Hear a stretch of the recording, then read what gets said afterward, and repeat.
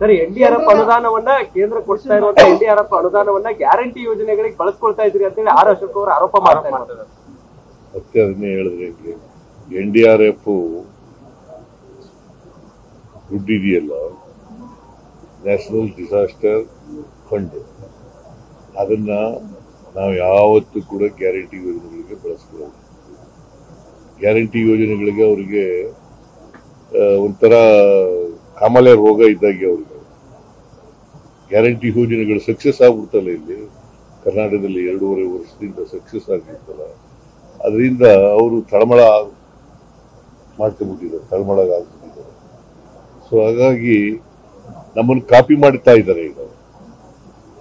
ಬಿಹಾರದಲ್ಲಿ ಏನ್ ಮಾಡಿದ್ದಾರೆ, ದಿಲ್ಲಿನಲ್ಲಿ ಏನ್ ಮಾಡಿದ್ದಾರೆ, ರಾಜಸ್ಥಾನದಲ್ಲಿ ಏನ್ ಮಾಡಿದ್ದಾರೆ, ಮಧ್ಯಪ್ರದೇಶದಲ್ಲಿ ಏನ್ ಮಾಡಿದ್ದಾರೆ, ಮಹಾರಾಷ್ಟ್ರದಲ್ಲಿ ಏನ್ ಮಾಡಿದ್ದಾರೆ, ಹರಿಯಾಣದಲ್ಲಿ ಏನ್ ಮಾಡಿದ್ದಾರೆ.